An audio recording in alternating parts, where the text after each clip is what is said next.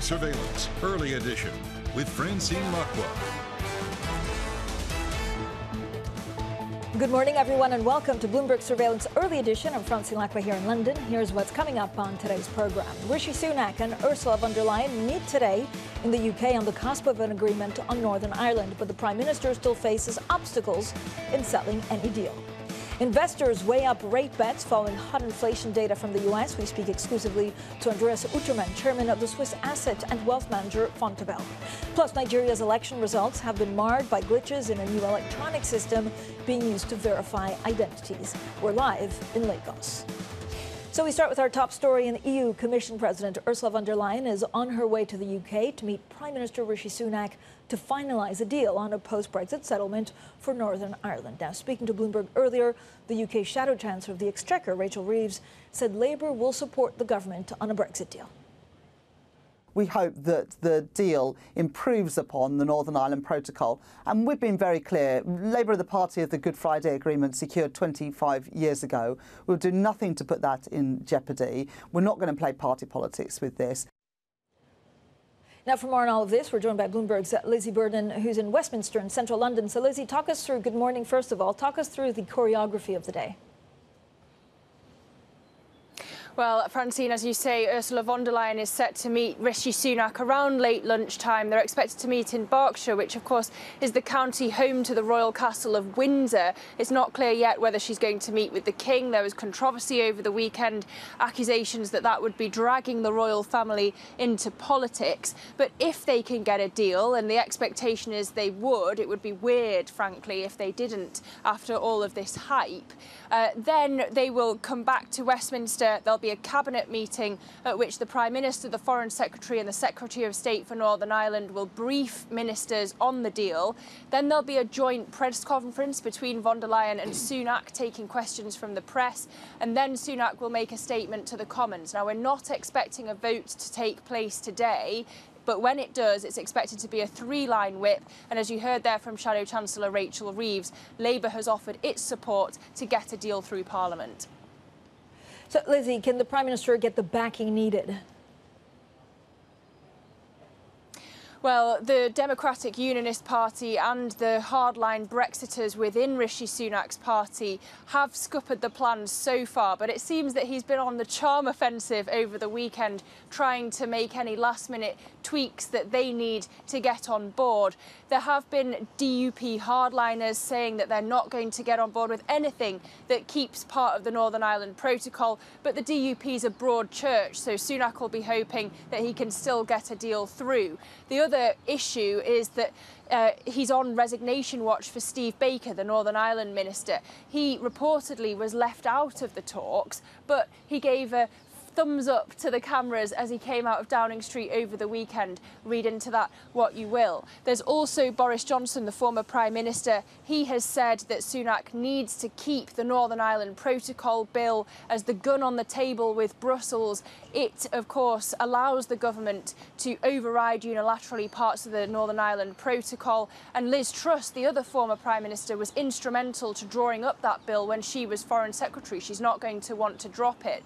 So it may look very weak of Rishi Sunak if he loses their support and he has to rely on Labour to get a deal through Parliament. Lizzie, thanks so much. Lizzie Burden at Westminster here in London. Now let's dig into this with our two guests. Janet Moy, head of market analysis at Brewin Dolphin. Also joining in the conversation, our markets reporter, Christina Kina. So thank you both for joining us. Janet, when you look at Brexit, I don't know how that changes your view of the market or what that means going forward. Hi, good morning, Francine. Thanks for having me. We still don't know exactly what is the shape of the entire deal, but I think any deal that involves less red tape, less disruption to trade, less paperwork for companies, I think that would be good for growth going forward. Yeah. And also that would provide more clarity and confidence for businesses to invest. I think, fixed investment is a perennial weak point for the UK ever since Brexit. So I think that would be great. And of course, if the supply chains are improved because there is less red tape, then obviously that's good for inflation. So generally, that would be a good thing for the UK economy if the deal reduces red tape. Christine, I mean, we're very thin on details, and as always, the devil's in the detail. But how could that change investment opportunities in the UK? Well, Francine, as Janet was saying, right, I think it really will have to do with the bureaucracy that businesses are going to have to deal with. And if there's any chance that the deal at all kind of reduces some of those challenges, we've seen how exactly all of these kind of situations can really blow up in the face of the UK economy, what with supply chain difficulties at the border and whatnot. And so anything that kind of takes us away from that very dire situation certainly could be good news for businesses, especially because a lot of them at the moment are struggling with a bunch of other things, right? The cost of living crisis, having to kind of find staff, given it's a very tight labor market. So less effort on this front helps a little bit at the very least. Does it change what the Bank of England could do? Yeah, it's going to be interesting. I think this probably weighs into their calculus for growth in terms of the potential that businesses have in propelling that. I mean, we've already seen some green shoots and promising signs from the business side of things over the last couple of weeks with some of the data that we've been seeing. And so that's really quite a good news for the Bank of England, which themselves are now saying that they're expecting a shallower recession than maybe previously thought. Jan, overall, it's very clear that it's inflation and what that means for Fed forecasts that is moving and changing everything. Markets are now expecting Fed fund rates to be at 5.4%. That's pretty steep. Yeah, we have seen quite a big re-evaluation of the peak Fed funds rate and the duration of elevated rates over the past couple of weeks, and that's why the markets have a bit of a wobble. We think that's fair because, you know, there has been such a big disconnect between markets and the Fed, and we thought that, you know, the Fed probably is right, given that they put priority on controlling inflation. And as we saw, the inflation data, I mean, it is coming down, but last week's PCE data was pretty bad for market participants, given it is still elevated, it is still pretty sticky. And that is likely to stay given the state of the labor market, right? So far from what we have seen is all resilience in labor market and also spending data as well. So I think that would keep the Fed hawkish. Yeah, and we are expecting a hawkish Fed. The concern is then actually to understand what the Fed does. We have to understand inflation. And again, that has a huge interrogation mark. Absolutely, Francine. I mean, we asked investors this in the latest MLive Pulse survey, which is out today, and you can see it via John Arthur's column. And basically, yeah, there's a big debate over the trajectory of inflation and how that factors into what we're going to see of the U.S. economy this year. I think the consensus from that survey is that if inflation does get at least below 3%, so not even necessarily to the Fed's target of 2%, but just that under 3% mark, and growth doesn't slow materially, then that would be considered a soft landing. But for those things to kind of come together, right, like growth kind of slowing down but not too much, and then inflation getting below 3%, I mean, you have to have a lot of stars aligning for that situation. Yeah, speaking of stars aligning, we also understand there's a China lithium probe which is shutting down about a tenth of global supply. Now, it's breaking news, so we're trying to figure out more on it. But how do you view China in this context? Yeah, so I think this is an incident that may worry market on the supply of resources. I think that brings us to a longer-term issue on China, which is the geopolitics. So the U.S.-China tension, I think this would continue to bother investors because this is just one-off incident. But I think for investors, we worry about the general resource nationalism because China holds so much of the rare earth and important commodities of the world. And if there is an escalation of U.S.-China tension, you know, there is a risk that China may withhold some of its important resources, and that would obviously disrupt supply chains, bad for trade, raise prices. So I think this is something that investors will have to consider for the longer term. And Christine, what are some of the big questions that you're asking on the live blog? So we have also a note by JP Morgan talking about value versus growth. Like, what do you think will be the catalyst for some of these markets? Yeah, I think that's going to be interesting, Francine. I mean, it really is all about kind of how investors are wrapping their heads around this new inflation trajectory and what the Fed or the central banks are expected to do to tackle that. And yeah, the value versus growth debate, I did see that that's going to be quite interesting because, you know, the argument is that, oh, this year is going to be a great year for value, especially in the European space. And so the fact that JP Morgan is kind of making the argument for the other side and making the case for growth in this sort of environment where it's high inflation, a lot of expectations for growth to at the very least slow down. That's quite a bold call, I would say. But, you know, growth has definitely had its challenges with the tech slowdown last year that we saw, and still a lot of valuation issues that we're facing at the moment. I think it's going to be a case of, yeah, how much further do those valuations come down? They're still quite lofty at the moment, but, you know, once investors really get a grip on what the new higher rate trajectory is going to do to asset markets, I would expect those valuations to reprice to the downside. All right, Chrissy and Janet, thank you so much for joining us. Janet Moy, head of market analysis at Brewin Dolphin, Bloomberg's Christina Keener. Now let's get straight to your stocks on the move. Today with the Northern Ireland Protocol flavor, our Joe Easton from our equities team joins us. Joe, what do you have? That's right, Fran. So we wanted today to look at some of the stocks most exposed to the UK economy. So we're going to start with M&S here on the screen. Great, thank you in so the much. retail space. It's the middle income of the UK economy, so really exposed to some of those concerns, not only around Brexit, but also the cost of living crisis. That stock up today. Did see it up around 1.5% when I last checked on my screen. Gaining with the pound, potentially a bit of a boost there, given that a lot of their input costs are in pounds, so that would be a benefit. But we do see that heavy loss over the past year, given the cost of living crisis, as I mentioned. Then I wanted to look at Lloyds. This company makes 100% of its sales in the UK. So it's the only FTSE 100 bank that is purely UK-based. And their corporate lending was really hit quite hard due to Brexit, given the uncertainty around investment in the country, also those supply chain issues. Some companies held off from doing those loan deals. That stock was also up in early trading, about 1% as well. You can see it's kind of recovered from that big slump we saw in September, given the mini budget fallout. Though, of course, the main issue there is the mortgage market, that not recovering, people putting off buying new homes. The final one I wanted to look at was JD Wetherspoon. As you know, I can't resist talking about the pubs anyway, but you can see that massive drop over the past year, down 45%. You'll remember that Tim Martin actually backed Brexit. He campaigned in favour of it. But then around 6 months later, he then complained that he couldn't get enough migrant workers to pull pints in his pubs. So I thought he deserved a special shout out there. That stock was trading at about 1,000 pence last year, now down to about 500. Big losses. That one heading up as well in early UK trading today. Joe, thank you so much. Always good on a Monday morning to speak about the pubs. I 100% agree. Bloomberg's equities reporter Joe Easton. Coming up, Goldman Sachs Chief Executive Officer David Solomon will be put to the test as he faces stockholders at an investor day tomorrow. More on that next, and this is Bloomberg.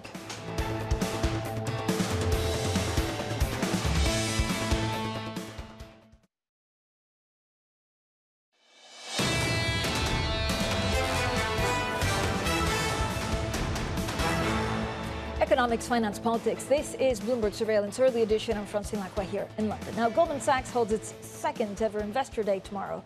This comes just weeks after acknowledging they have lost $6 billion in consumer banking since entering the market. Company leaders will be looking to rally investors around the stock and quell internal dissatisfaction. Now, for more on all of this, we're joined by Michael Moore, managing editor for EMEA Finance here in London. Mike, I mean, so much going on, right? And Goldman, I mean, we have this great story saying, look, this is a make or break moment for one of the units as the chief executive is really put to the test.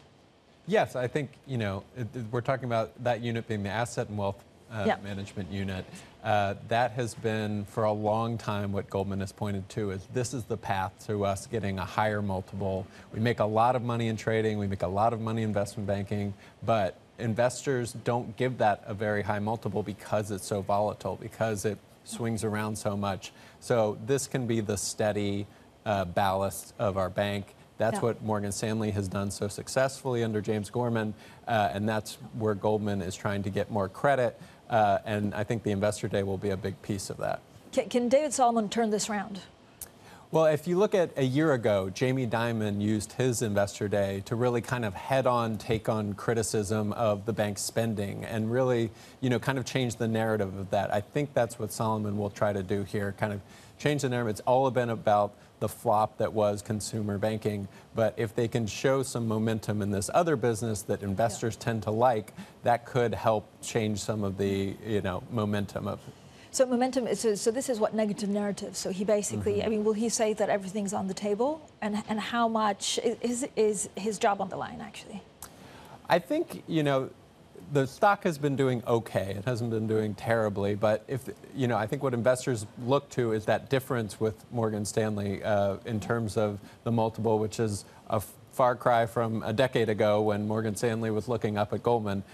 So I think they want to see a turnaround there. There obviously has been agita over, you know, the partner bonuses were cut pretty dramatically in what was a decent year for the trading and investment banking businesses. So I think it's about getting confidence back in the direction that they're going. Mike, we also had actually some news on the legendary investor Warren Buffett. Like, what did we learn about the U.S. economy through what he put out? Yeah, I think, you know, Warren is kind of, you can view him in two ways, as a stock picker and a business operator. And I think that dichotomy is playing out this year. You know, 2022 was really painful for the markets, but the growing expectation is that 2023 will be more painful for the economy. And we started to see signs of that in the slowdown in the fourth quarter, even though 2022 overall for his operating business for the railroad was pretty good. But the fourth quarter really started to show a slowdown in profit. And I think that's generated some concern because Berkshire is such a broad business and shows a lot about the real economy. And one of the most fun weeks I've had was actually trying to follow Warren Buffett around Europe. This was ages ago when he was looking for targets. What did he say about buybacks? So he has changed his tune a bit there. Like, he's more aggressive with the buybacks. He shied away for those for years, and partly because he views his stock as a better value than a lot of other companies out there. But he was very critical of people, of the critics of buybacks, saying they don't understand economics if they attack this. And that's relevant on a political stage because there have been talks of increased taxes around buybacks, trying to force companies into more investment. And he does not think that's the right approach. Mike, as always, thank you so much. Michael Moore there, who heads all of our EMEA finance. Coming up, the opposition are outraged after Nigeria's election results have been delayed. We get all of the details next. We're live from Lagos. This is Bloomberg.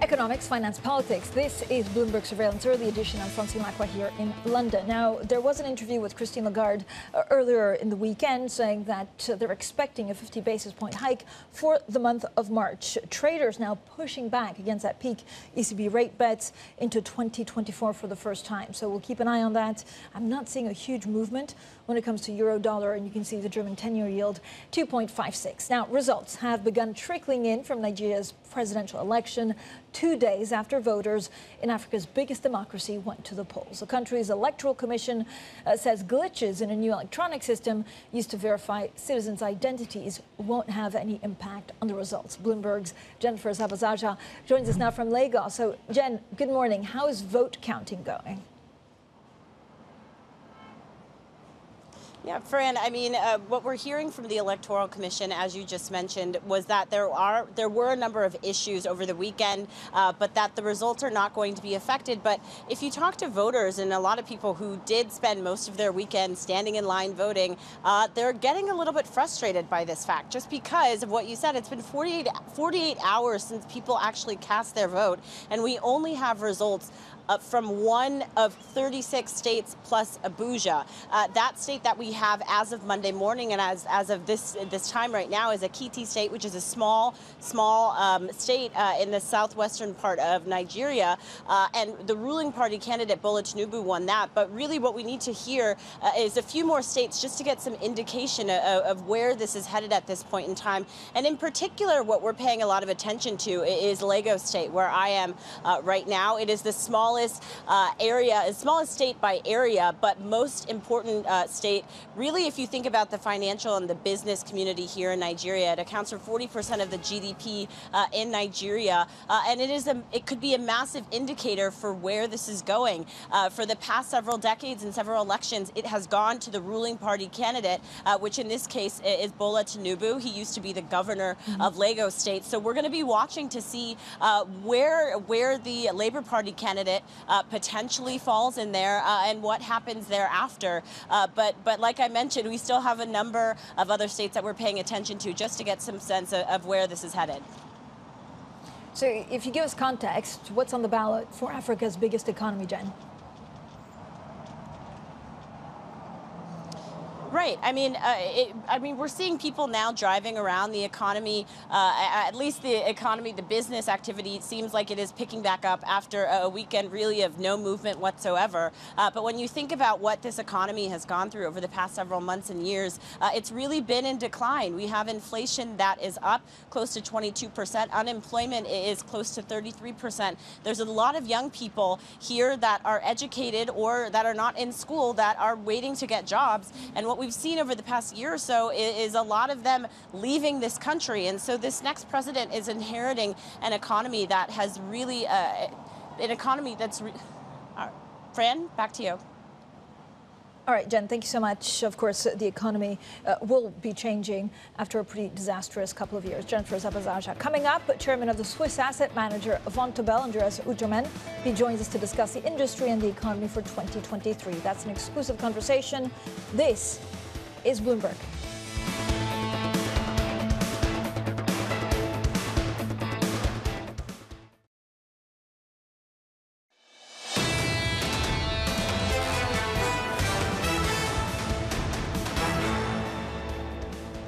Rishi Sunak and Ursula von der Leyen meet today in the UK on the cusp of an agreement on Northern Ireland, but the Prime Minister still faces obstacles in selling any deal. Investors weigh up rate bets following hot inflation data from the US. We speak exclusively to Andreas Utermann, chairman of the Swiss and wealth manager Vontobel. Plus, Nigeria's election results have been marred in glitches in a new electronic system being used to verify identities. We're also live in Lagos. Well, good morning, everyone, and welcome to Bloomberg Surveillance Early Edition. I'm Francine Lacqua here in London. Now, the Swiss asset manager Vontobel recently posted a decline in profit for 2022 as the industry continues to navigate inflationary headwinds. Joining us now is Andreas Utermann, the chairman of Vontobel. Thank you so much, Andreas, for joining us. I have many markets questions, and then we'll get on to a little bit of the business. Overall, there's so much speculation, of course, on what inflation does in the U.S. That's changing the markets almost on a daily basis, given what we're expecting the Fed to do. Are you expecting a lot more volatility in markets overall? Yeah, yes, I would, because as you quite rightly point out, we're going to go through a phase in which markets will anticipate inflation falling. They will then anticipate falling interest rates, and that will then be followed by renewed concerns about inflation like we're seeing at the moment. And I expect this to go on for at least the next 18 months to 24 months because the inflation trajectory is not yet fully set. So how do you expect inflation to actually behave from now? And if the Fed were to bring it down to 2%, does it crush the economy? Well, I think that's, for me, that's wishful thinking. I don't think inflation is going back to 2% at all. I'm not even sure the central banks really want that. Okay. They do want inflation to come down relatively quickly, maybe to below 5%.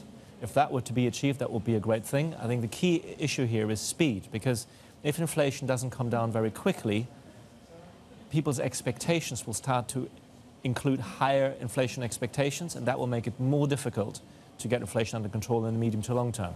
But how quickly do you think it can come down? Does it come back on its own, or come down on its own, or is it really this monetary policy lag from last year? Well, I don't think at the moment monetary policy is the real issue. I think it's energy prices still, and I think we've some aggressive forecasts for the UK predict 2% in the second half of the year. I think that's probably again quite optimistic. But I think the speed of the fall in energy prices and how that feeds through the economy will be one important factor, and then of course wage inflation. I mean, we're seeing wage deals that are well in excess of 5% at the moment in many countries, and that obviously, if that's repeated next year, is going to lead to higher wage inflation. This is the first interview we do as chair of Vontobel. You used to be very generous with your time when you were at Allianz Global Investors in trying to make us understand the market dynamics. What do clients ask you most since you've been at Vontobel? Well, are clearly quite concerned about inflation and the purchasing power of their money, and that's actually not dissimilar to the phase that we had going into this inflation phase, because people weren't getting any return on their assets. Now they're getting returns which are in excess of zero, but lower than inflation. So once again, we've got this issue of financial repression still at play, and that's the way. Let's remind ourselves why we are where we are today. It's because the budget deficits and the debt to GDP ratios in so many OECD countries are too high. And one of the ways to get this lower in real terms is financial repression. But how long does that last for? I mean, forever. If you look at, I mean, I was reading something at the weekend over how much interest rate, payments for U.S. debt is back. I think that they went from 1 billion to 2 billion. Well, I don't know. In the long run, we're all dead, right? But I think it'll probably go on for the next, for a Monday. yeah, for the next 5 years, let's say. Okay, where do you see China going, and how much does that impact actually I guess your clients' worries going forward? I think China, the question is, first of all, where do we see it going in terms of the macroeconomics or in terms of the geopolitical what do you mean? Well, both. I mean, how do you see China actually, changing the game for how markets behave? Well, I think one of the reasons why the COVID policies, the repressive COVID policies were lifted so quickly was that the economy was really taking a hit. Yeah. And so I think one of the critical factors is going to be, how does the Chinese economy recover? Yeah. Are we going to see some positive growth? I think that's got to be top foremost at Chinese policymakers' minds, and that's probably why the geopolitical tensions out of China are slightly less than they were 3 or 4 months ago. So economy first. That, of course, would be good news for the global economy and would give us a higher probability of a soft landing, which is kind of what we would like. Andreas, talk to me a little bit about outflows. So you reported some full-year results for Vontobel two weeks ago, I believe. What were the main drivers? Why did you see outflows? So we had outflows in asset management. We had inflows in private wealth management, neither of which particularly surprising. And then we had lower trading activity for our structured product business. So overall, that's the context for the lower operating profits that we reported. Now, you know as well as I do, we've discussed this many times on the show, active asset management is still under pressure. Yeah. And in particular when markets sell off, obviously all global asset managers have seen drops not only in AUM levels, but also net outflows. Now, Vontobel's strategies are very active. We really take risk for clients, and of course active strategies, which had a long beta, principally suffered most last year. We're seeing this recover quite significantly already this year. And so it comes back, so the trend is now a recovery and stabilization? Well, performance is certainly recovering, and that goes not just for the more aggressive equity strategies that we have, such as our qualitative growth strategies or emerging market strategies, but also for our fixed income strategies, for instance, those of 24 Asset Management out of London here. How interested are you in the US? And actually, does that mean, how do you grow in the US? Very well. That's a critical question, isn't it? I mean, everybody needed to, in the last couple of years, I think, readjust their business strategy to the new global geopolitical realities. For Vontobel, that has meant a real reinforcement towards the developed markets. And let's not forget, most of the savings, 90% plus of the global savings, are in the developed markets. And of course, the United States, the United Kingdom, Canada, Australia are key in those markets. And therefore, we are reinforcing our effort in the United States, both in terms of the institutional asset management, but also for private wealth management. As you know, last year, we took over the US offshore private client wealth management business from UBS. But so does that mean you could have further bolt-on acquisitions in the US to grow? I wouldn't exclude that. In terms of size, is there something that you could be targeting already, or something that you're looking at? Like, what would you like to own if everything was an option? Well, I think you asked earlier about what a client's asking us for. One of the classic questions that we get is, what about non-public markets? Right. Non-public markets is currently not in our offer, neither institutionally nor for our private clients, but that's something we're looking at very carefully. Are there good opportunities out there now because of depressed valuations? I think there's plenty of opportunities out there, not just because of depressed valuations, but simply because a lot of strategies were set up in the last 10 or 15 years, and the founders potentially are thinking of what happens in the next 10, 15 years, and they would like longevity, I guess, in terms of survivability of their businesses for the long term. And just talk to me a little bit about deleveraging. So how much deleveraging do you think we'll see in the system this year? Well, hopefully quite a lot, because obviously it's driven by the central banks winding back their balance sheets. That's happening. And I think the quicker that happens, the better it is for the overall system. I think it's happening quite a lot already on the private client side. We're certainly seeing that. There's a lot of deleveraging there. And I expect that to continue. But it seems odd, actually, if you look from, the interest rates go from like 0.5 to 4%, and we haven't seen more deleveraging or companies in trouble. Will that come? I think that's coming. Yes, I think that's coming. And certainly you're starting to see that in the sort of startup scene, the sort of the early seed. There's quite a lot of carnage there. Valuations dropping very significantly.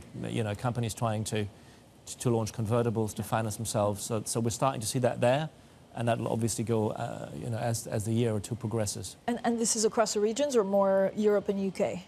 I think this is particularly the case in the Western world. So Europe, UK, United States. Yeah. All right, Andreas, thank you so much. I need to pronounce Vontobel correctly. That's is that it? That's it. Okay. I've finally done Andreas Utermann, the chairman of Vontobel. Coming up, we return to the Mobile World Congress in Barcelona, where IBM is showcasing innovations in AI and quantum computing. We speak to the IBM Vice President of Strategy next, and this is Bloomberg.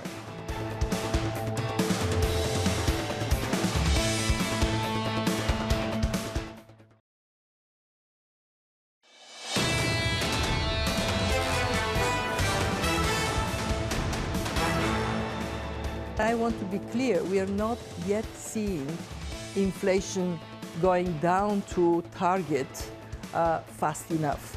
So central banks need to stay the course until we are comfortable that price stability is returning. That was the IMF Managing Director, Kristalina Georgieva, urging central banks to keep up the fight against inflation. Now, global giants of the telecoms industry are gathered in Barcelona for the Mobile World Congress to discuss the future of connectivity. Bloomberg's Tom Mackenzie joins us now from Barcelona with another great conversation. Over to you, Tom.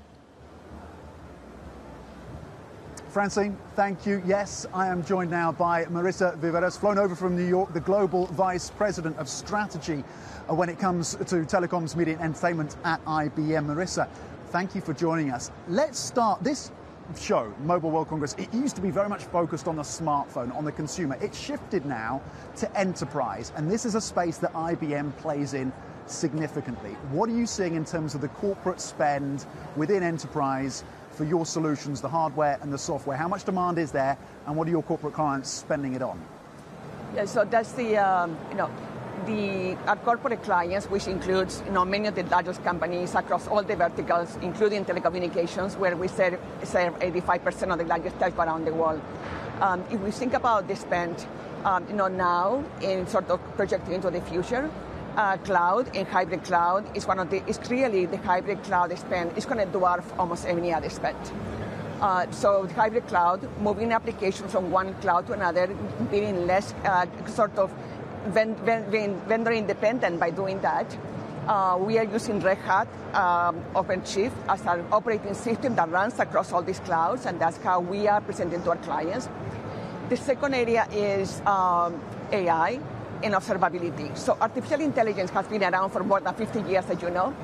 I think now we're finally making it ready, applicable, and really producing concrete results.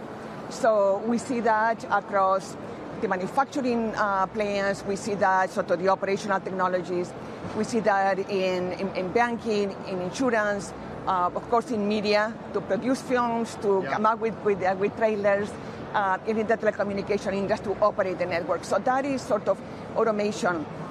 Not to forget, from an IBM perspective, security is an area that we have invested for the last, I would say, 7 to 8 years. Security across the stack. Every time you have a technology shift, such as cloud, such as AI, then the hackers will be right on you to attack the system and to get to penetrate and produce damage. That includes manufacturing organizations. hackers are always looking. So security, I was saying it will never go away. Okay. So that's, and then, in hybrid cloud, obviously. You're going to be meeting a number of your clients and partners over the next few days. How much caution is there? Are you getting a sense that budgets are being constrained given the recessionary risks, given the question marks about inflation, input costs? I think it's all of us, the technology providers, are very worried about the spend. But when we talk to our clients, they are using this year as a transition year to do more innovation. So instead of saying, oh, lower my costs, of course there is something about lowering costs, and that's always going to happen because you can always improve, you can always have more optimization in your operations. But when it comes to getting ready for the future, customers are looking into how can I innovate? How can I have a new business, not only technology, but a business model that I can compete with with others in the market. New entrants are coming in, so they need to be ready for that. Are you having to look across your team and make decisions around reducing headcount? Do you expect that to happen this year? Absolutely. I mean, we're always shifting headcount where the needs are.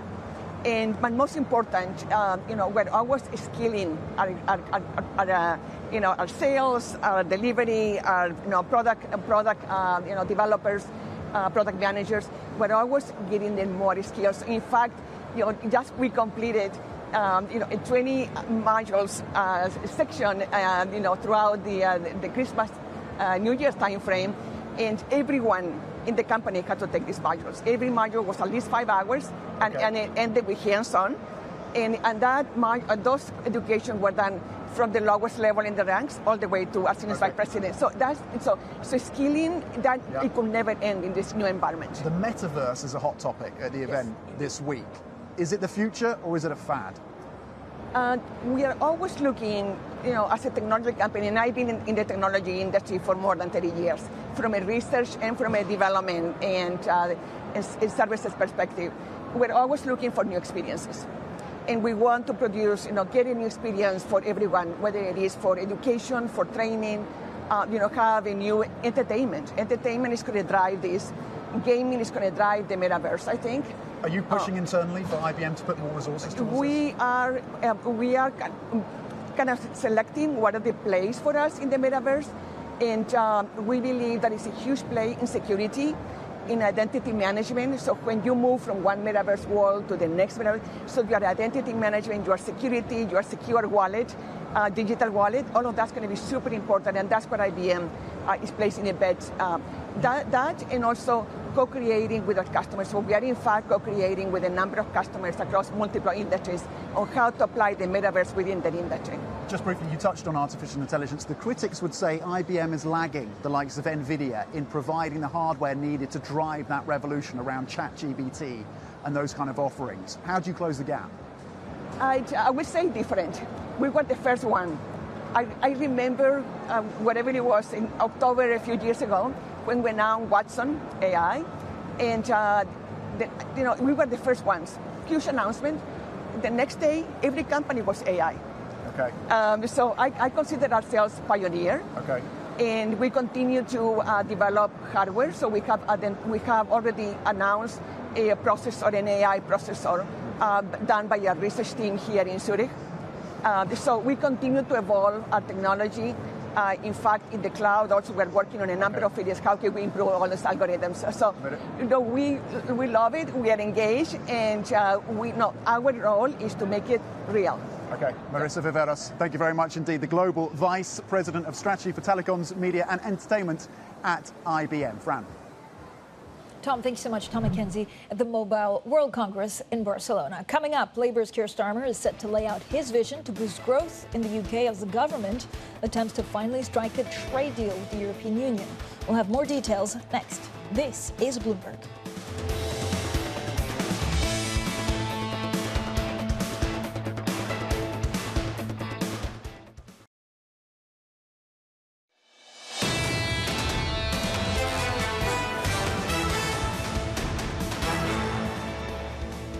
Economics, finance, politics. This is Bloomberg Surveillance Early Edition. I'm Francine Lacqua here in London. Now let's get straight to the Bloomberg First Word News. Here's Leanne Gerrans. Hi, Leanne. Hi, Francine. Bloomberg has learned the US held talks recently with 3 Asian nations on the global semiconductor supply chain. A Taiwanese official said the video meeting of the so-called Chip 4 group discussed an early warning system to ensure steady supply. We are told exports controls were not on the agenda and that no companies were involved in that meeting. Warren Buffett has urged shareholders to keep the faith in the US economy after Berkshire Hathaway reported weaker results in some of its key businesses. Operating earnings fell 14% in the fourth quarter as higher prices hit its railroad and insurance unit. In his annual letter, Buffett says he's just yet to see a time when it's right to make a long-term bet against America. Hong Kong is reportedly looking to scrap its mask mandate as soon as early March. A local newspaper says indoor and outdoor requirements may be removed at the same time, though masks would still be compulsory in hospitals and other high-risk places. The mandate is Hong Kong's latest pandemic restriction. And HSBC is reported to be looking for a new global headquarters less than half the size of its current space in London's Canary Wharf. The Sunday Times says the bank is considering an office of between 4,000 and 5,000 square feet. HSBC is looking to cut global office space by 40% compared with pre-pandemic levels. Global news powered by more than 2,700 journalists and analysts in over 120 countries. I'm Leanne Gerrans, and this is Bloomberg. Francine. Leanne, thank you so much. Now, Labour's Keir Starmer is due to give a speech in the next few minutes outlining his party's growth vision for the UK. The speech by the leader of the UK's opposition party comes on the same day that Prime Minister Rishi Sunak is also expected to seal a long-awaited trade deal with the EU. Now, for more on all of this, let's go back to Bloomberg's Lizzie Burden, who's at Westminster. So, Lizzie, what do we expect Starmer to say? Well, Francine, he's going to be speaking at UK Finance. He's going to elaborate on the first of his 5 missions, which is to grow the economy, to make the UK the fastest growing economy with the highest sustained growth in the G7 during Labour's first term in office, if it can secure one. He's then going to have a boardroom discussion with corporate leaders alongside his Shadow Chancellor, Rachel Reeves. We spoke to her earlier this morning. Take a listen to what she had to say. Today, Labour is publishing its own ambitions, our mission to secure the highest sustained growth for the UK in the G7, with good jobs and productivity growth in all parts of the United Kingdom, and growth that is felt by everyone. All of our plans will be fully costed and fully funded, and that we have set ourselves a set of tough fiscal rules. So Keir Starmer has said that he's going to be unapologetically focused on the long term. But the question I have, Francine, is how much money Labour is going to devote to childcare, for example. It would be expensive to make a difference to growth that way. And planning, that she also mentioned, is going to be controversial. So looking forward to detail on both of those. Yeah, it's always a question of money and timeline. It's a big day for Brexit, with Labour's Rachel Reeves also reiterating the party will support the government's trade deal with the EU. So, Lizzie, what do we expect the deal to look like? Well, we hear that it's going to be a 100-page document, although we've not seen it yet. No one has, much to the frustration of many MPs in the Conservative Party and the Democratic Unionist Party. The deal's expected to have 3 focuses: trade, addressing the democratic deficit, and Northern Ireland's place within the United Kingdom. But the deal is expected to go further than other prime ministers have secured, and the hope is that Rishi Sunak can get the Democratic Unionists and the Brexiters on board so that he can claim to be the prime minister who got Brexit done. Lizzie, thanks so much. Lizzie Burden there at Westminster. Bloomberg Surveillance Early Edition continues in the next hour. Matt Miller in New York, Anna Edwards here in London, and this is Bloomberg.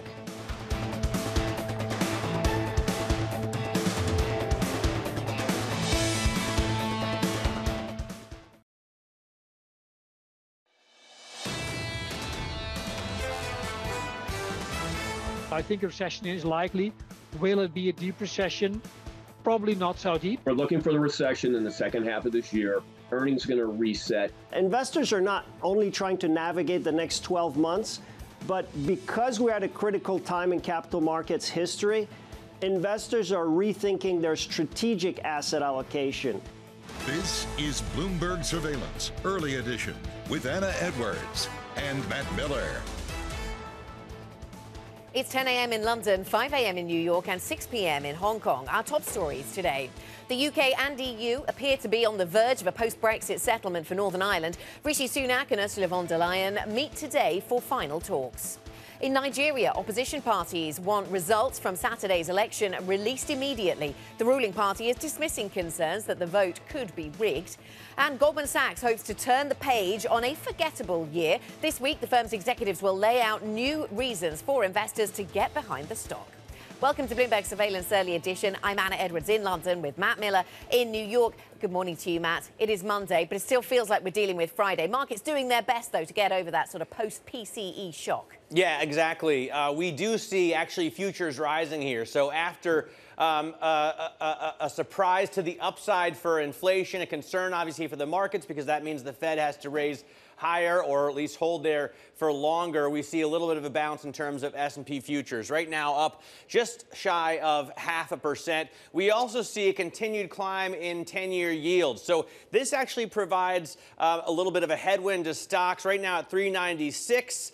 So getting ever closer to 4%. And we're seeing in a lot of durations, actually more yield on treasuries than you can get in terms of an earnings yield on the S&P, especially when you get down to 6 months and below. You're looking at more than 5% yield on 6-month T-bills, and that's just about equal to what you get in terms of S&P, the earnings yield. Right now, the Bloomberg Dollar Index is coming off just 1/100th of 1%, but at 1257, 1258, that's the highest level we've seen in the Bloomberg Dollar Index since January 5th of this year. So that strength really continues in the dollar, even though today we see it coming down just a little bit. And then NYMEX crude also showing some strength again. I noticed that Brent was rising a little bit steeper.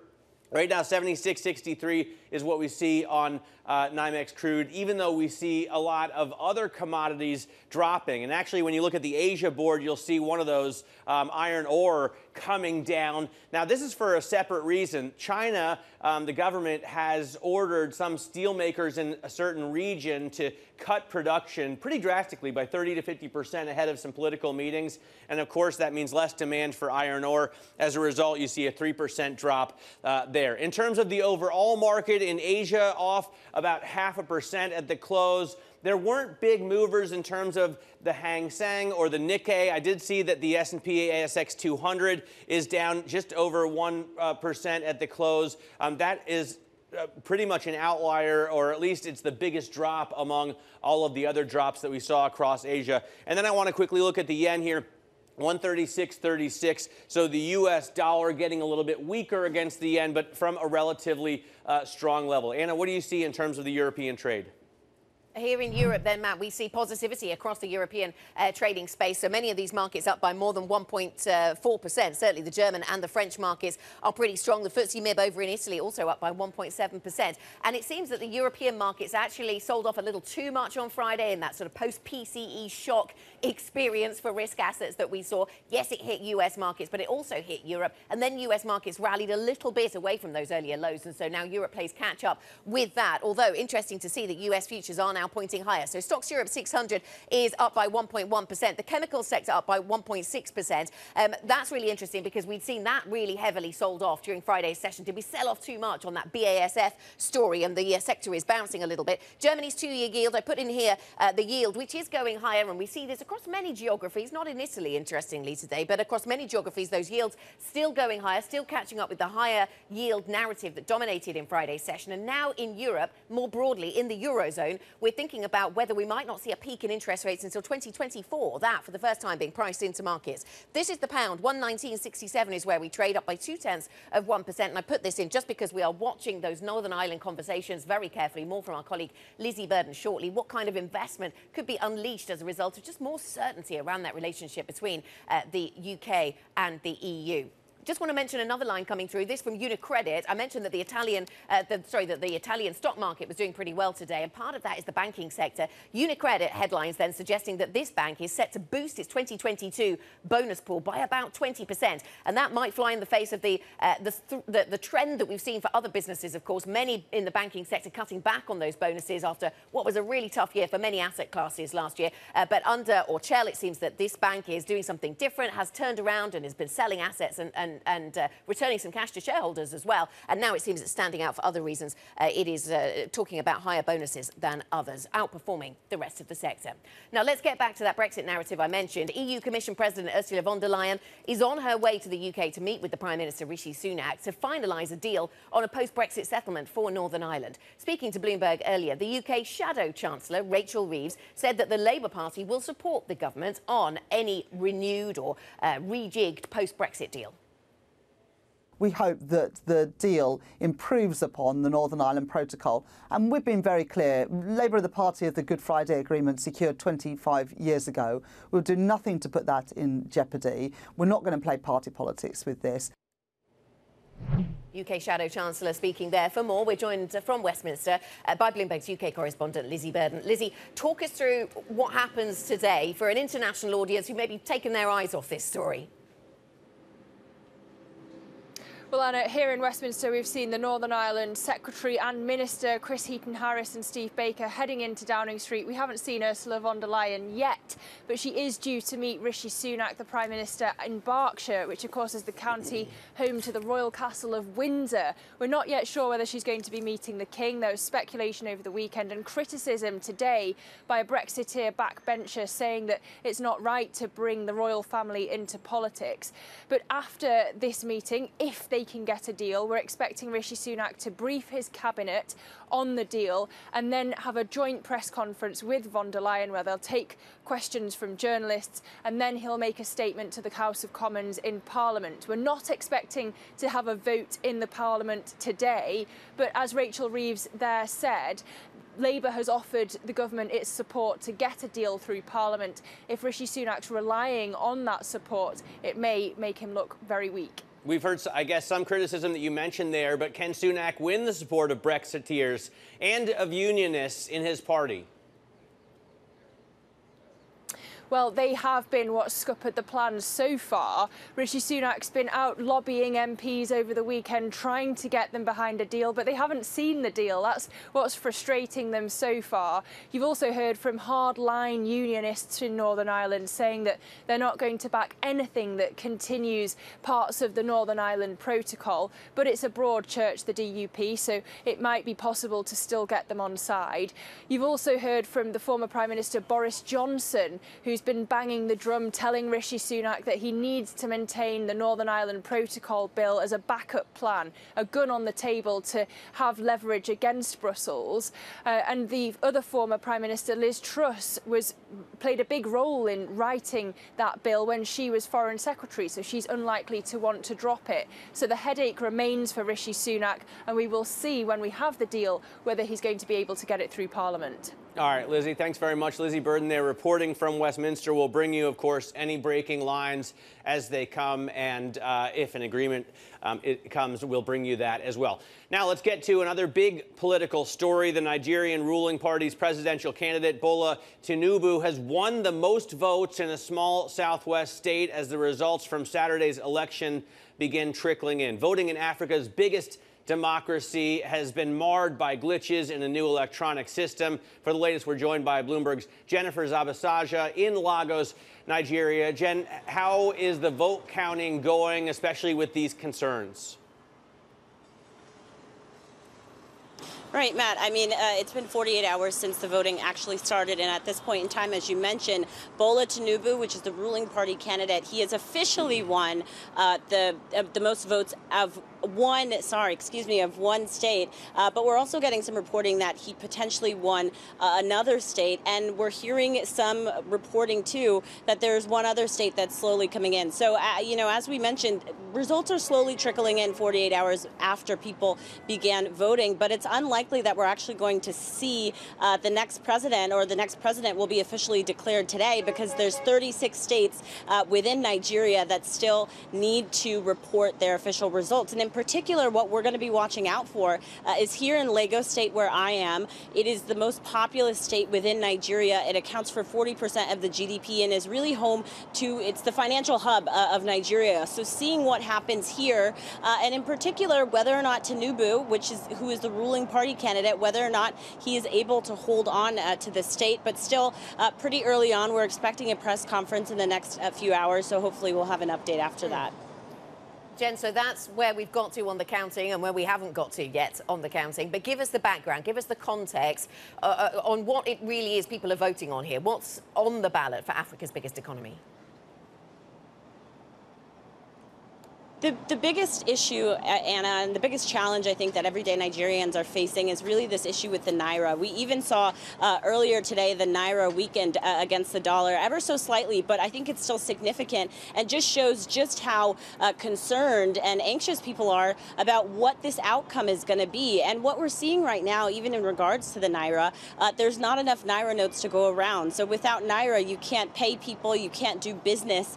And so it's really making it difficult for people in their everyday lives. And on top of that, there's also a fuel scarcity. And so this next president is really going to have to come in quite aggressively, I'll say, to deal with a lot of these economic issues that people are dealing with on a daily basis, and creating a lot of challenges for this economy, especially an economy that has slowed down in growth, is not producing enough oil as it is, isn't even refining its own oil as it is. And so the president is going to have his hands full with issues to get this economy back on track, Africa's biggest economy, and really going to be the third biggest and most populous in the world in 2050. So very significant.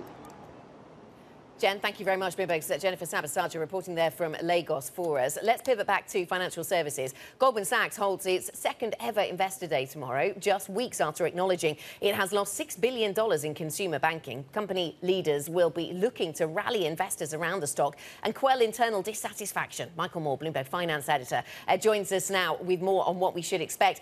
Michael, this really is a fascinating story, and there's the sort of broader context of things that have been weighing on Wall Street, and then there's the Goldman Sachs specifics around their foray into consumer banking, for example. So what's the message going to be from Goldman this week?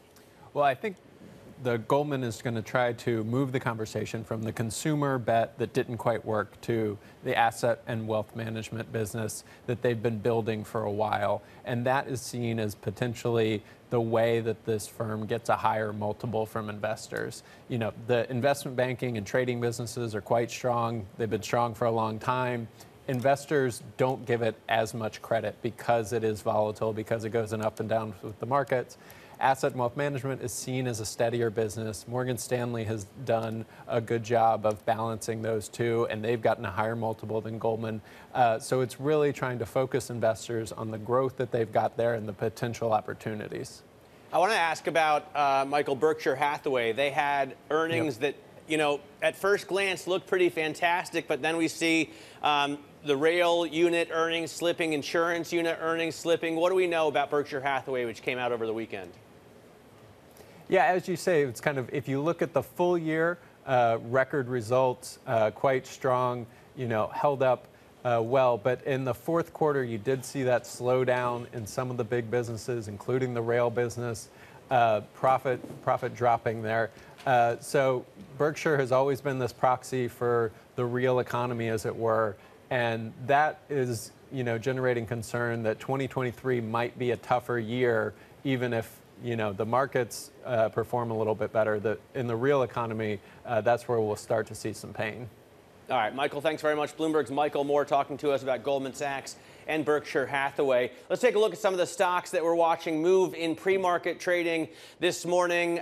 We have a few of them. CGen is one. You can see a big jump here in the pre-market. This is after the Wall Street Journal reported that Pfizer is in early stage talks to acquire the cancer therapy developer. Pfizer shares off just under 2% in the pre-market. BMO capital markets analysts were positive on a potential deal today, saying that they would expect a decent premium here, which is probably why you see Pfizer taking a little bit of a hit.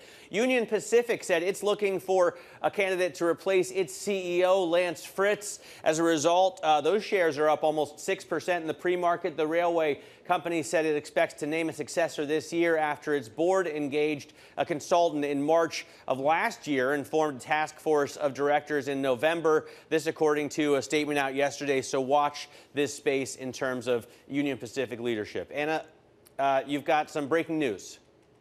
Yeah, absolutely. I mentioned earlier on the moves higher that we're seeing broadly across a number of tenors when it comes to the European bond market space. And certainly that's the case in Germany. I was referencing the 2-year. Well, here we've got the 10-year, the yield climbing to its highest since 2011. And after we got that PCE data, of course, over in the United States, a lot of people asking themselves just how high these rates go on both sides of the Atlantic. Where are the terminal rates? And in the European context, we now have traders betting on a longer ECB rate hiking cycle, with the peak not seen until 2024, as I mentioned a little earlier. That seems to be the latest thinking in markets, and they're the reflection of that in the German 10-year yield, which has climbed to its highest since 2011. Coming up, we'll put questions around terminal rates to Karim Chedid, BlackRock Head of Investment Strategy for iShares EMEA. We'll see what he thinks of the rate outlook for Europe.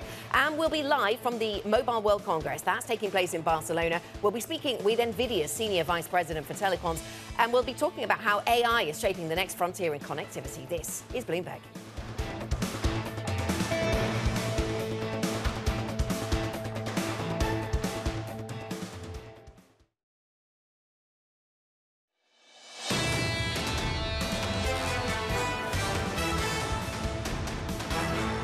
Welcome back to Bloomberg Surveillance. This is the early edition. I'm Matt Miller in New York with Anna Edwards in London. Now, there's been a lot of talk lately about 0 days to expiry options. The fact that they could cause havoc in markets is something that investors have been worried about for some time. Joining us to talk more about this is Simon White, Bloomberg macro strategist. And Simon, there have been a lot of effects of the rise of 0 days to expiry options.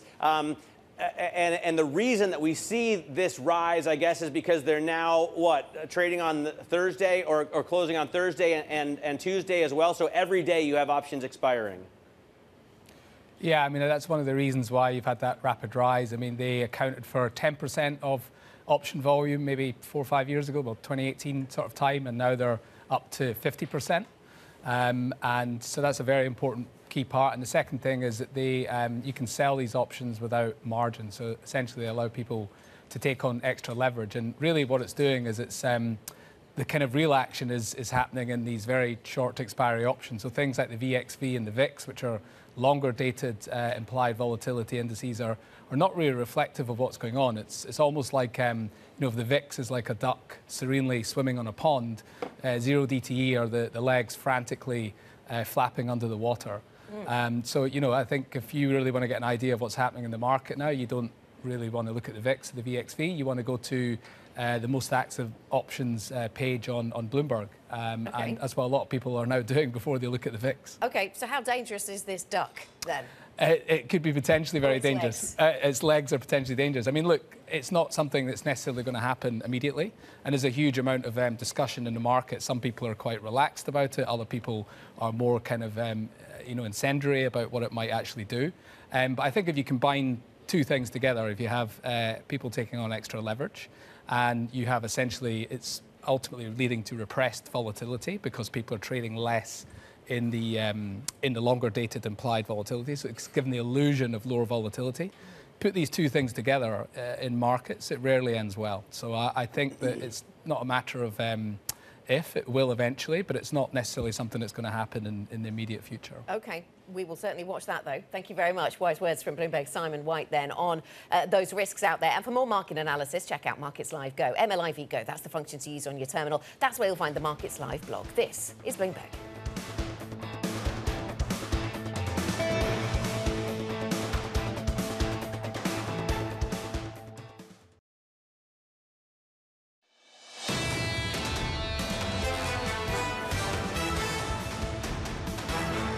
This is Bloomberg Surveillance Early Edition. I'm Matt Miller in New York with Anna Edwards in London. Now keeping you up to date with news from around the world, here's the first word.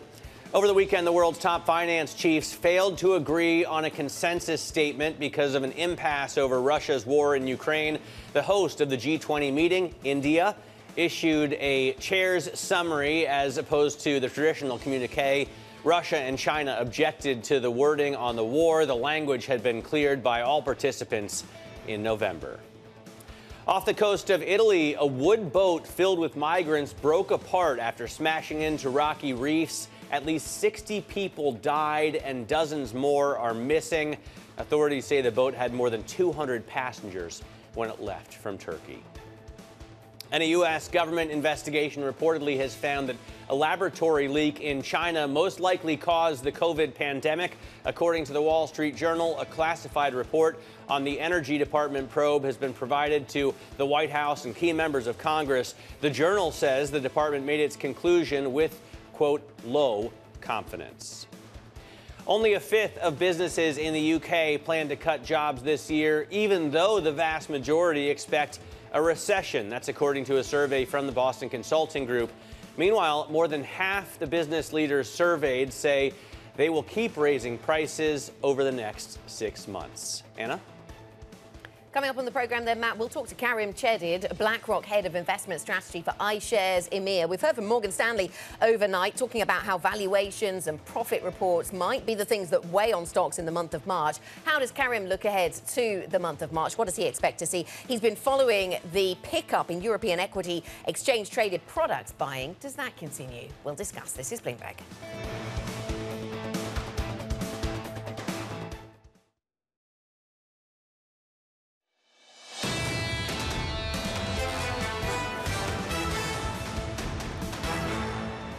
This is Bloomberg Surveillance Early Edition. Here's what you need to know.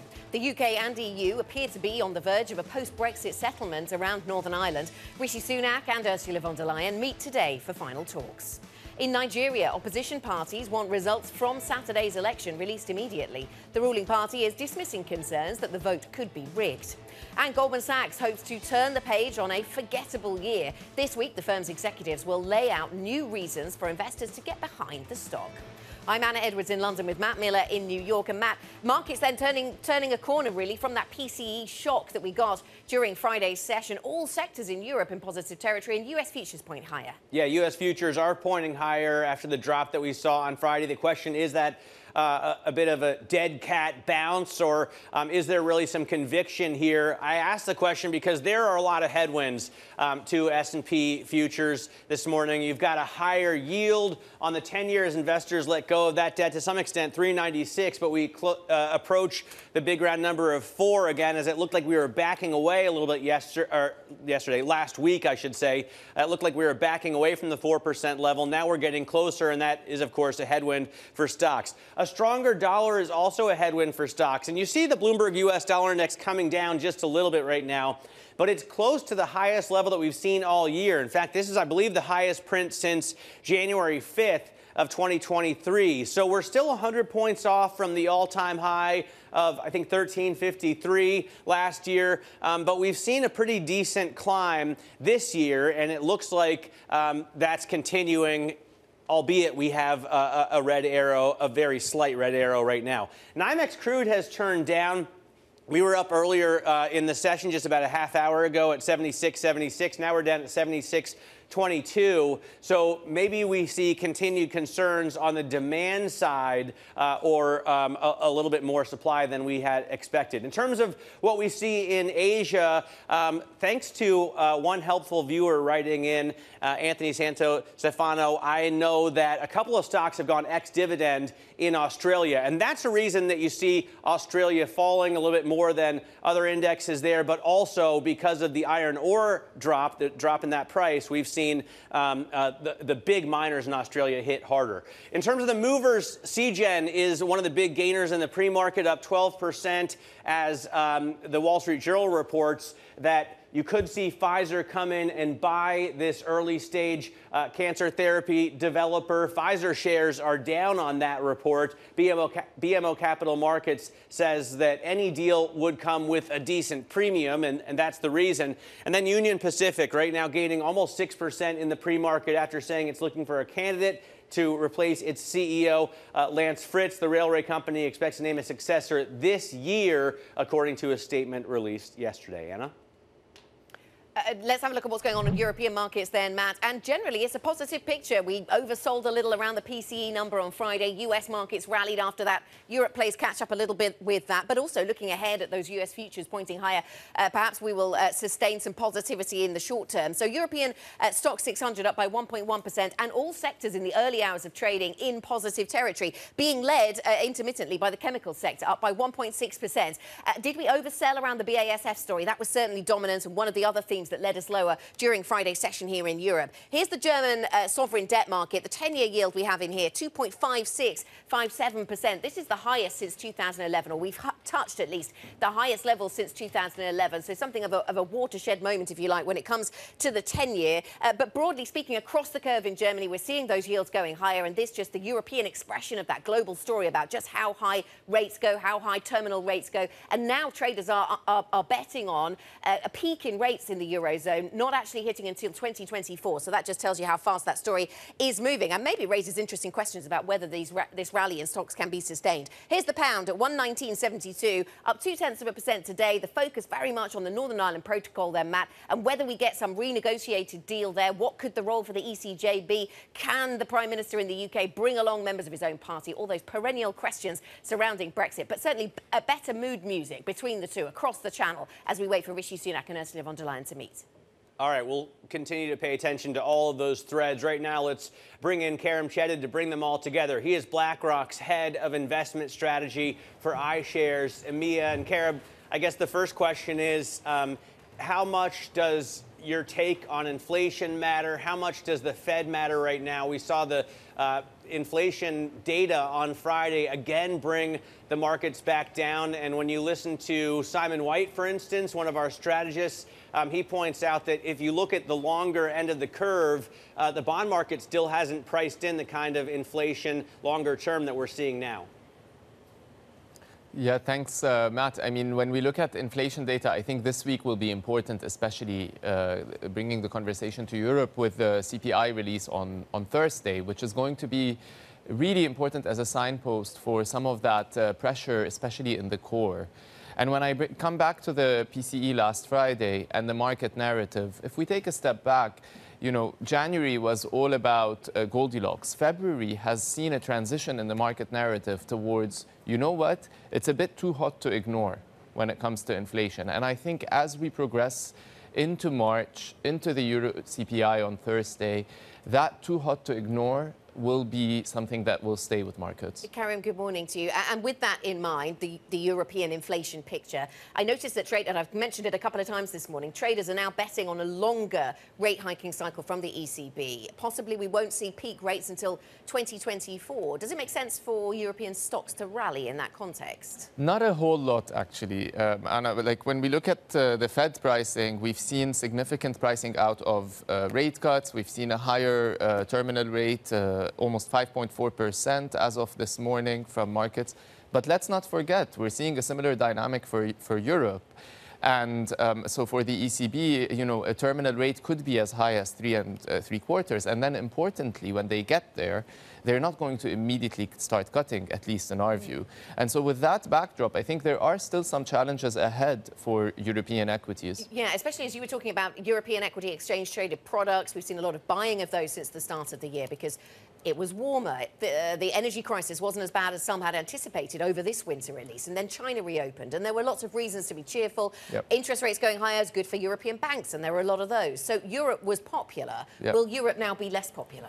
Yeah, I think so. I mean, the disinflation, and a lot of it was quite powerful and linked to, as you say, warmer winter, smaller energy shock than initially expected. Investors were really prepared for the worst, and the worst did not happen throughout the winter.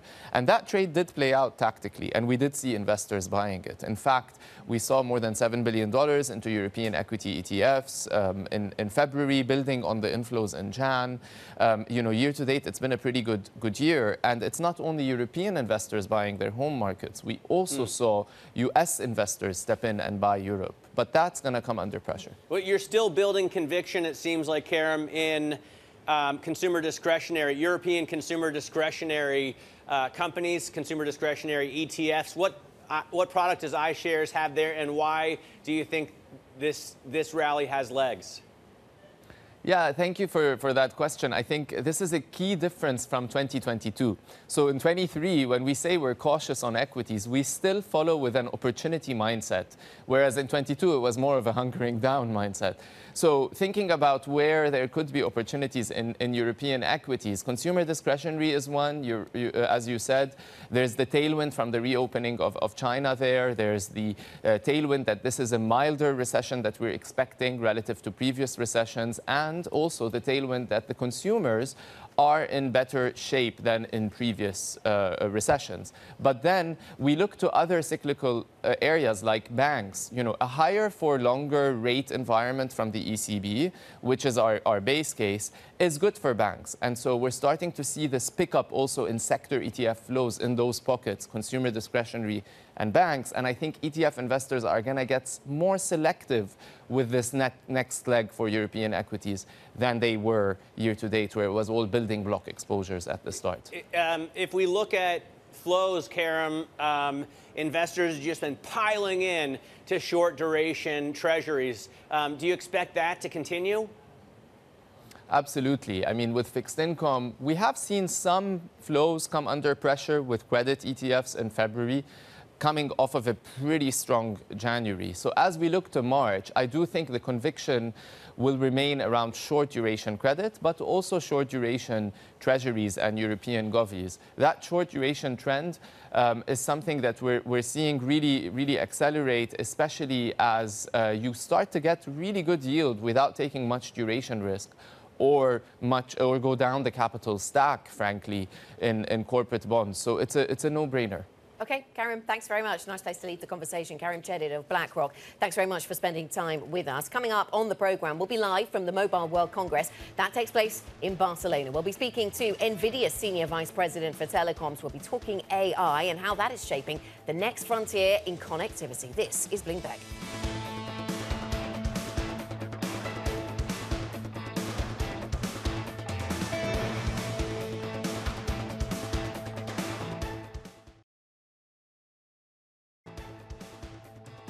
This is Bloomberg Surveillance Early Edition. You're looking live at the Principal Room. Coming up later today, an interview with Rob Arnott, Chief Affiliates Chairman and Founder. That's at 8:30 a.m. New York time. This is Bloomberg.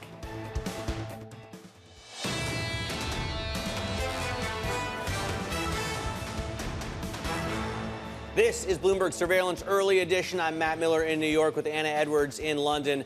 Global giants of the telecoms industry are gathered in Barcelona for the World Mobile Congress. It's the world's largest and most influential event for the connectivity industry. Tom Mackenzie is there now, and he joins us with NVIDIA's Senior Vice President for Telecoms. Tom? Yes, Matt, good morning. Thank you. Joined, as I said, very pleased to say I'm joined by, as you said, the Senior Vice President for Telecoms at NVIDIA, Ronnie Vasishta, and that importance around artificial intelligence, and generative AI, the likes of ChatGPT, and how that layers onto the telecoms industry is really fascinating, Ronnie. It's great to get your time here. Let's kick off then with a question about the market opportunity. NVIDIA's been riding high on the back of this news. What is the market opportunity? What is the value opportunity for NVIDIA in the years ahead from generative AI?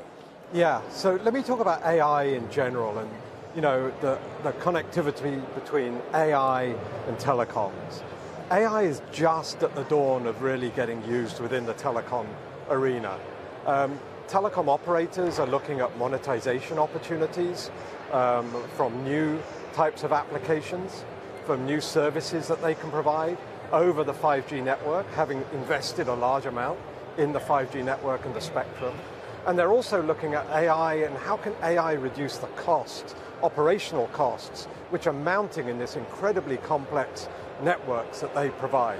So as NVIDIA, we provide both AI applications and AI applications for cost optimization, as well as accelerated compute, which enables a lot of that application to run in both the cloud and at the edge. So I would say just in terms of market opportunity, we're very much at the early days of use of AI within the telecom space. So early days, AI telecoms, artificial intelligence telecoms.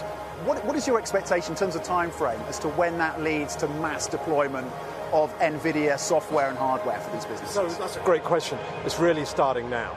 You know, I would say last year was kind of the founding of how some of these applications get used.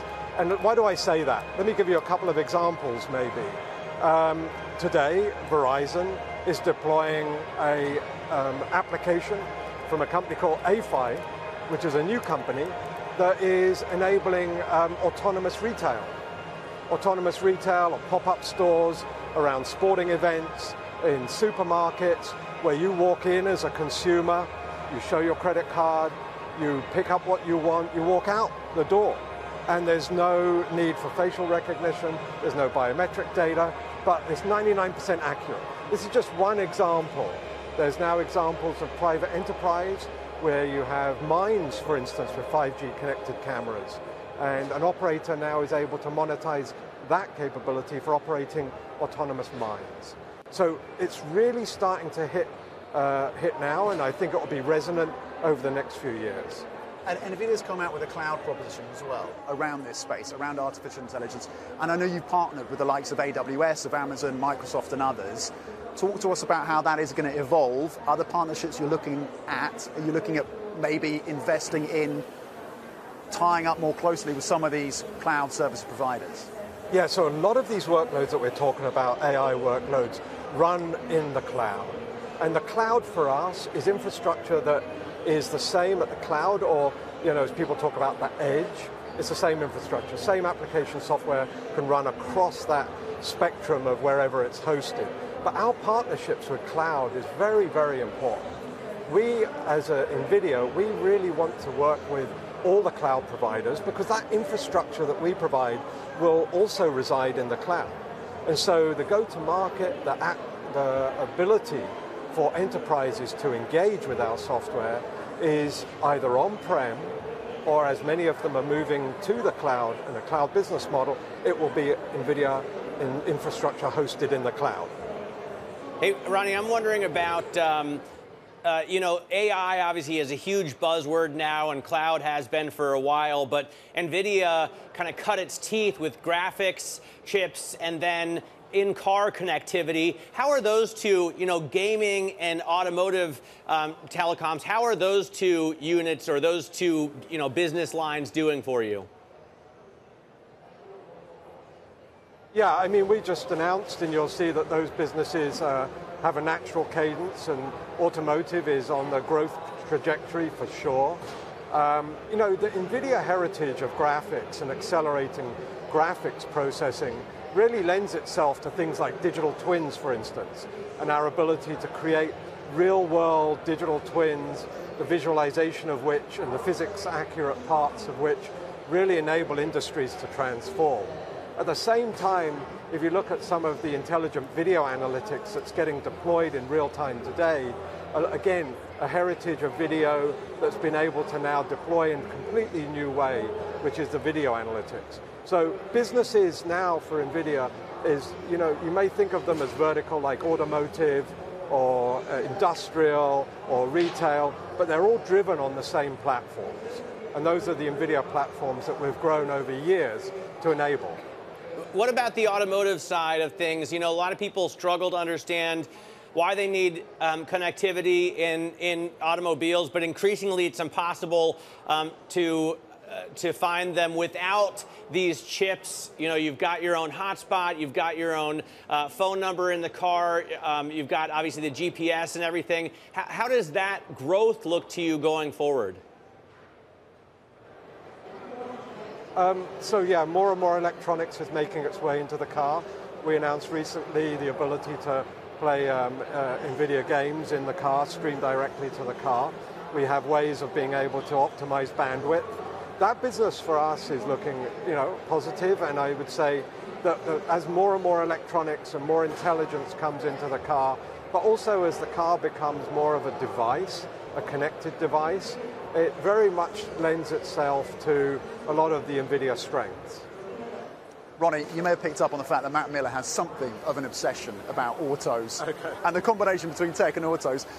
In terms of, I mean, autos and autonomous driving, that connects us to 5G and the 5G to 6G conversation. And some people are scratching their heads and saying, what, you're already talking about 6G, I don't have 5G operating properly. But there is that conversation happening here at Mobile World Congress. Talk to us about the importance of starting that conversation and what the potential market opportunity is for NVIDIA going within that direction as you move from 5G to 6G. What's the play there? Yeah, so we started the 6G conversation a while ago.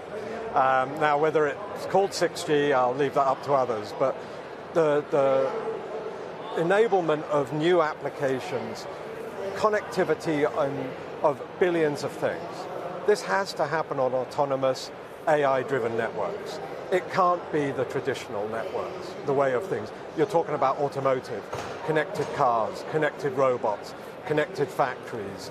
These are now reliant upon autonomy, the enablement of new applications that run over those, the data that's now being collected. And is 5G not sufficient for that? 5G is a good stepping stone. 5G Advanced, which is another maybe release in the 3GPP standards, but gets us closer. 6G now becomes where I would say that you're really running autonomous networks with compute where you, accelerated compute where you need it, when you need it. But 5G Advanced, better latency, URLLC, the ability to have precision control, knowing where things are within a few centimeters.